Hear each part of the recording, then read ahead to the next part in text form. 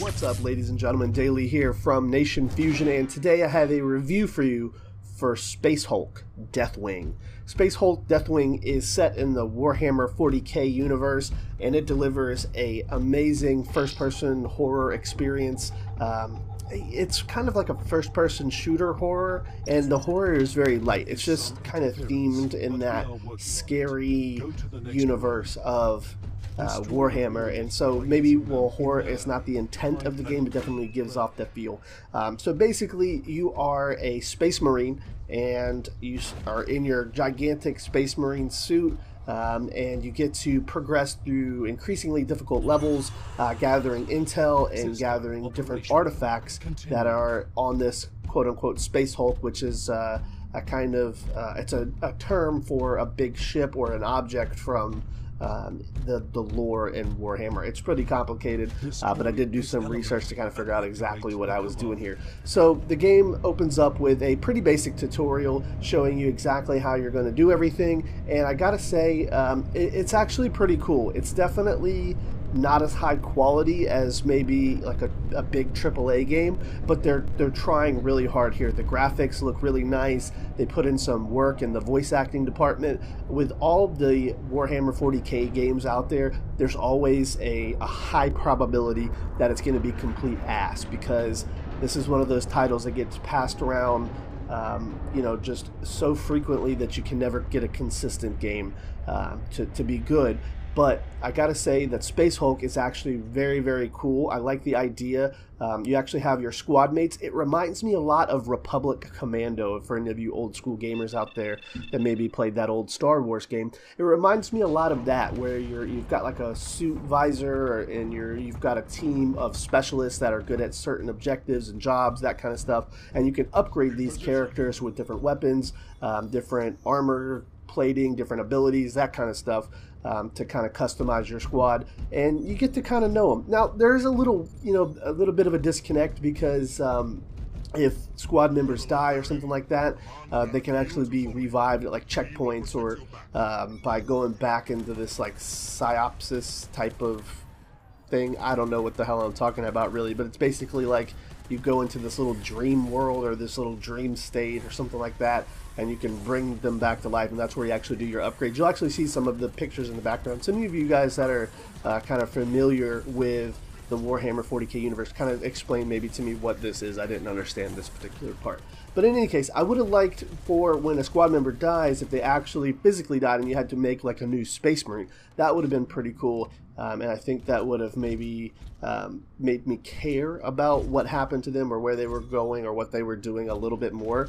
The AI on their side is a little bit buggy sometimes. They sometimes target the wrong enemies. Sometimes they get in your way when you're trying to do objectives and things like that. And sometimes they just stand on the opposite side of the room that they're supposed to when you order them to do something. So the game is not without its flaws, and there's not you know, a lot of emphasis on the AI at that point. The enemy AI is actually the enemy AI actually kind of benefit from this weird kind of random behavior. Sometimes you're fighting you know, 10 or 15 plus of these weird kind of alien slug lizard kind of hybrid enemies at a time, and so when they're spazzing out, it looks actually kind of cool when they're charging you like wave after wave. I did find that a little repetitive in the game, the constant like waves of enemies. There was some unique and some cool encounters from these enemies throughout there, but I'll leave that for you guys to discover in the game.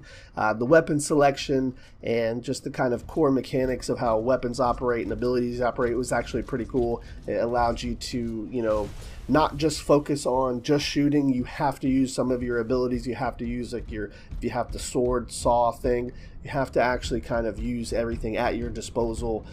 Just because of the way that they throw enemies at you, you don't always have a magazine in your bolter. So I actually did enjoy that. I like games that don't force you to do something initially, but force you to do it in a way that's very creative. So it's not like you can only shoot your gun this amount of times and then you have to use an ability or something like that. It's you're going to shoot your gun until your gun's empty, and then is it smart to reload, or should you use an ability should you order your squad to do something. Those are the kind of games I can really appreciate. As far as level design, I thought it was cool. It had a couple of mini games in there for like hacking and turning turrets to your advantage, as well as it kind of had this open-esque world type of feel. It's kind of non-linear is what I'm getting at. It's not necessarily open world, but when you're in a map, you can go about it the way that you want, and you can kind of tackle your objectives the way that you want. Gave you a lot of freedom of choice, and I could actually kind of respect that. So overall, what are we looking at for SpaceHulk DeathWing?